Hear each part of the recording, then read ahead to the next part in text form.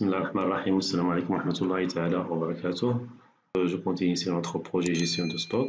Nous avons vu la dernière séance de comment ajouter le prix de vente. Donc, en se basant sur le prix unitaire, bien sûr, plus un taux à partir du prix unitaire. Donc, dans cette vidéo, donc, on va voir comment donc, calculer le prix d'achat.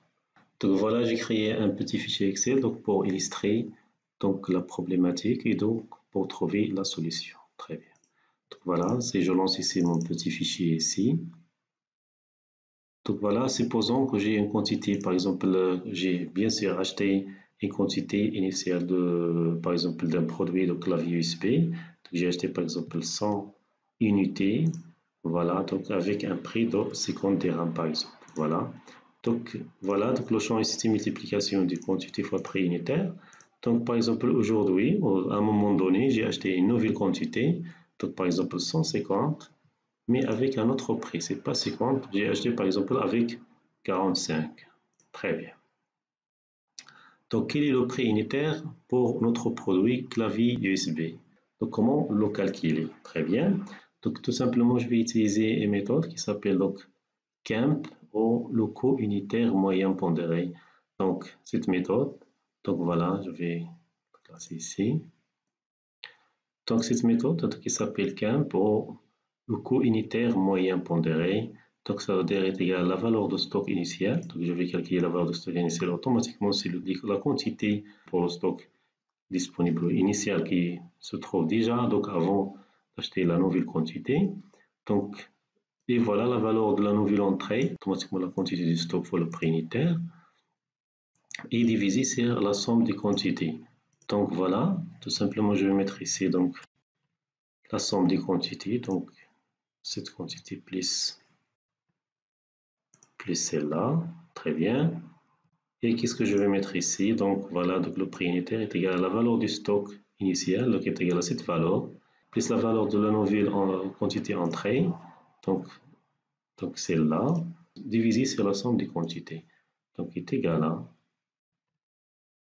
tout simplement je vais mettre ici une parenthèse, est égal à cette valeur, plus cette valeur, donc divisé sur cette valeur, c'est la somme des quantités. Très bien. Donc, le prix unitaire, ça sera donc 47 dirhams. Donc, j'ai acheté par 50 dirhams et j'ai acheté une nouvelle quantité par 45 dirhams. Donc, selon les quantités, je vais calculer le coût unitaire moyen pondéré qui s'appelle le CAMP et je trouve automatiquement la valeur de 47. Voilà. Si je vais multiplier donc 250 fois 47, automatiquement, ce sera 11 750. Voilà. Automatiquement, je vais créer une fonction. Donc, lorsque je vais entrer une nouvelle quantité concernant un produit, donc automatiquement, je récupère donc le coût unitaire moyen pondéré et je vais mettre à jour donc, le prix unitaire pour cet article, pour ce produit. D'accord?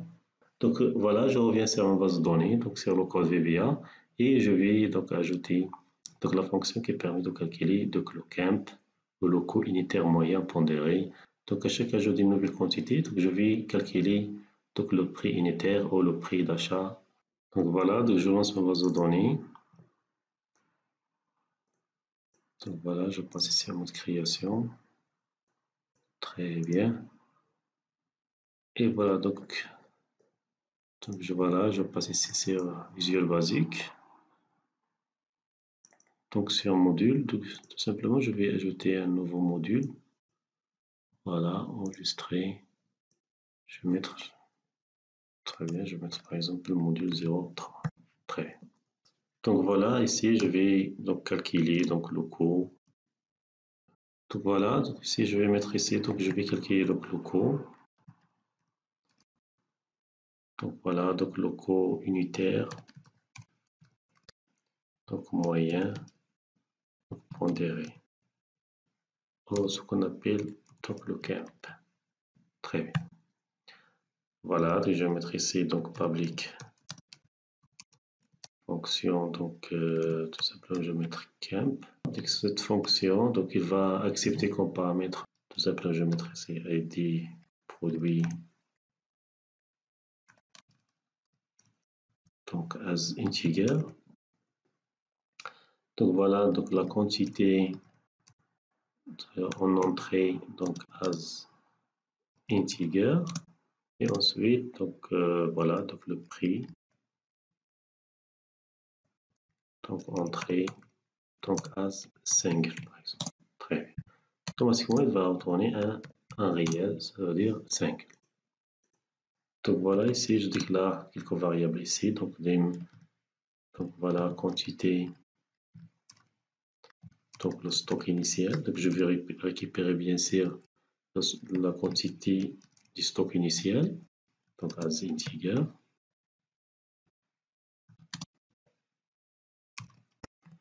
Donc le prix unitaire du stock initial, donc voilà, donc prix, donc stock initial as integer. Très bien. Et je déclare une variable, par exemple, soit donc le val du gain, par exemple.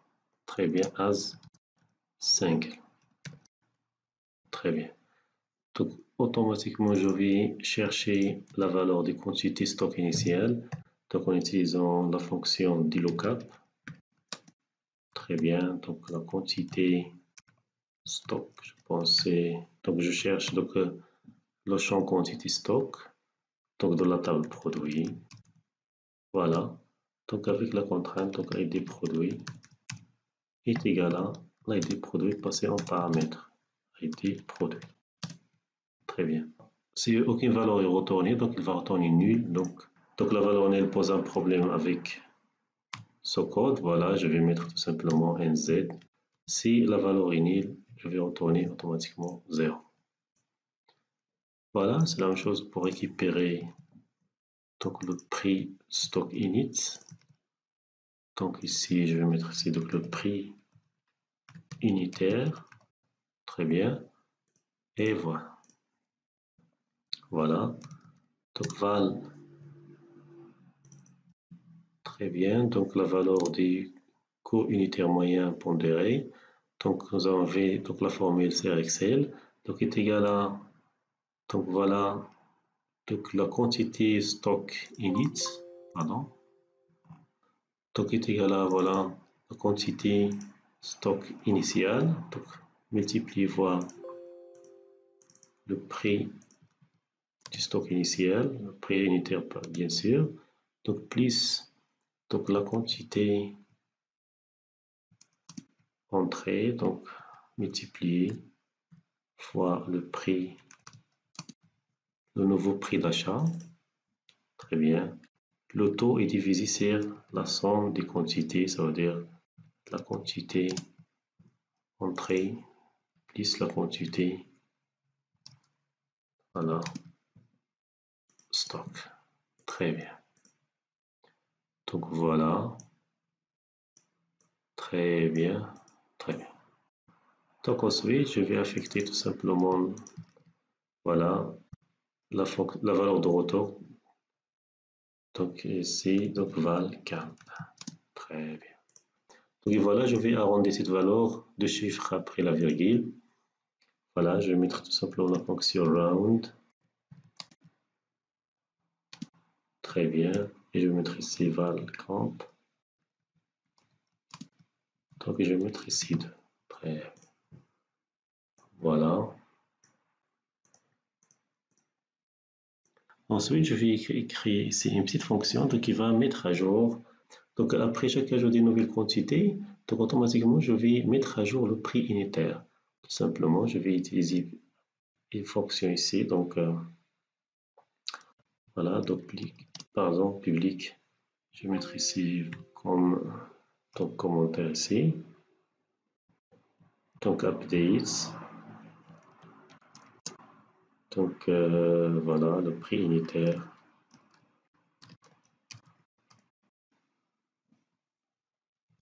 Donc après chaque ajout, donc chaque nouvelle quantité,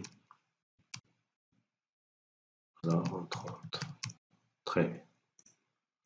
Donc public fonction. donc updates prix unitaire, et je vais mettre par exemple camp.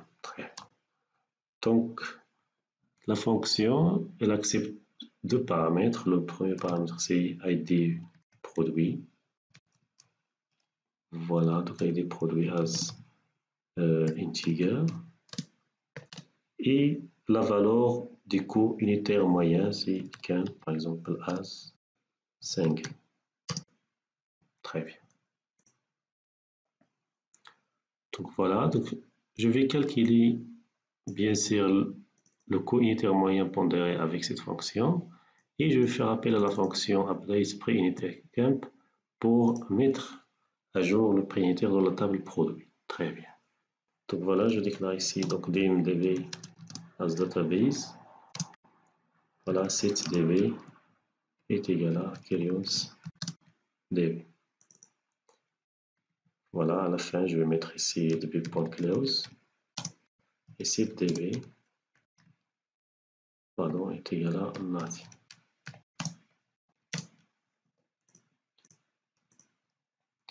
Donc voilà, dimrec a string pour la requête, et je vais mettre tout simplement donc rec est égal à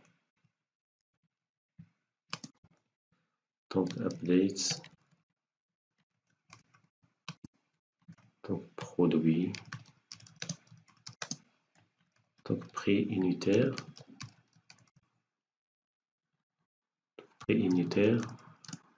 est égal à voilà camp. Le coût unitaire moyen pondéré, très bien. Et je vais mettre tout simplement, je vais voilà retourner à la ligne comme ça. Et je vais mettre tout simplement where donc ID produit égal à donc l'ID produit passé en paramètre, donc ID produit. Très bien. Tout simplement, je vais mettre ici donc db.executes et rec. Très bien. Mais il faut faire attention ici, donc donc dans la requête updates, nous avons vu déjà donc ce problème. Lorsqu'il s'agit ici, la valeur du camp contient des virgules, donc ça pose problème avec les virgules. Donc voilà. Donc je vais tout simplement, si j'ai une valeur à virgule, donc pour le camp, automatiquement je vais remplacer donc la virgule avec un point. Nous avons déjà vu. Donc c'est la partie, comment, si je me souviens, voilà. Automatiquement, je vais mettre ici la fonction replace. Très bien. Donc voilà. Donc je vais remplacer la virgule, s'il existe bien sûr, avec le point. Très bien. Et ça marche. Où je vais mettre ces fonctions pour que notre projet fonctionne bien. Automatiquement, je reviens ici. Donc voilà. Donc je retourne ici donc sur liste produit. Liste produit, je pense. Voilà. Et nous avons déjà ici donc ajouté quantité, beta new quantité. Donc si je clique ici sur beta new quantité, automatiquement je lance une new quantité. Très bien. Donc je vais ajouter bien sûr ici donc le prix unitaire d'achat, donc le nouveau prix unitaire. Automatiquement je vais copier ici, donc voilà. Donc prix unitaire.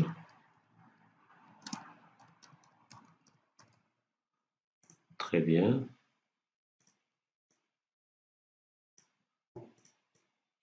Voilà. Donc, comme ça. Très bien. Donc voilà, donc j'ai la date d'entrée, donc la quantité, le prix unitaire. Donc c'est bon. Donc voilà, donc je vais ici donc sur valider produit, valider la quantité. Pour le prix unitaire, donc je supprime ici cette valeur. Je ne vais pas récupérer de l'interface liste produit. Donc voilà, je vais utiliser donc le prix unitaire pour la nouvelle entrée. Très bien. Ici, je vais déclarer donc dim, donc par exemple valcamp donc as single, très bien. Et voilà, pardon, je vais ajouter ici le test sur la quantité, pardon, je reviens ici, donc voilà, je vais renommer ici, donc txt, donc prix unitaire, très bien. Donc voilà, je reviens et je vais ajouter un test. Donc is numérique. Donc txt prix unitaire. Très bien. Donc voilà, je déclare ici la variable valgamp qui va récupérer le coût unitaire moyen pondéré. Et voilà, je vais mettre ici donc valgamp. Je vais faire appel à la fonction, donc tout simplement camp. Donc il va calculer donc l'ID produit, donc voilà, c'est l'ID produit, il est là. Donc la quantité entrée, donc voilà, donc c'est txt.quantité, pardon, txt quantité. Et voilà, et donc pour le prix unité, le prix d'entrée, donc automatiquement je vais mettre ici donc mi.txt prix unitaire. Très bien, et je ferme ici la fonction. Très bien. Voilà. Donc ici, donc je vais faire appel à la fonction donc update le prix unitaire. Donc je vais mettre ici par exemple voilà, donc demres ici donc as boolean. Donc update, voilà, je vais mettre ici donc res est égal à donc update. Voilà, prix unitaire camp. Donc je passe ici donc l'ID produit et je passe la val, ça veut dire la valeur du coût unitaire moyen pondéré. Donc pour calculer la nouvelle valeur du prix unitaire. Très bien. Et après, je vais mettre ici update produit pour donc mettre à jour les quantités. Donc il faut faire attention ici. Donc vous devez donc mettre update prix unitaire donc camp donc avant update produit. Voilà, parce que update produit va ajouter la nouvelle quantité à la quantité existante. Donc mais je vais donc calculer avec la quantité existante, je vais calculer donc le nouveau prix. Très bien. Voilà. Donc je teste, je ferme ici et je teste. Est-ce que ça marche pour la nouvelle quantité en nom? Voilà. Donc je lance ici liste produit. Donc voilà, automatiquement il va nous rendre ici donc Zied. Voilà. 1, 2, 3, 4, 5. Très bien. Donc sur produit. Voilà. Pour le produit numéro 15, par exemple, j'ai 9 articles. Voilà, avec un prix unitaire de 55. Voilà. Voilà, par exemple, si je vais ajouter ici une nouvelle valeur, voilà, donc la quantité, nous avons, par exemple, pour la quantité, on va mettre ici 30. Pour le nouveau prix unitaire d'achat, pour la nouvelle quantité, donc je vais mettre par exemple 60. Très bien. Si je clique ici sur valider, voilà. Donc voilà, comme vous voyez ici, donc le prix unitaire est changé automatiquement. Donc la même chose ici, donc si je clique ici, donc voilà, c'est le premier élément, donc et je vais ajouter une nouvelle quantité ici, donc par exemple 230, donc avec, par exemple ici, donc c'est 21. Très bien, avec le prix unitaire 21. Très bien, comme vous voyez ici, donc il sera changé. Donc, comme ça, vous calculez donc le prix d'achat ou le prix unitaire pondéré. Si vous avez par exemple un produit qui sera réparti sur plusieurs quantités et chaque quantité avec un prix différent de la première quantité, d'accord? Très bien. Donc voilà. Merci, à bientôt et à la prochaine séance, Inch'Allah. Donc la prochaine séance, Inch'Allah, donc on va commencer donc à créer notre tableau de bord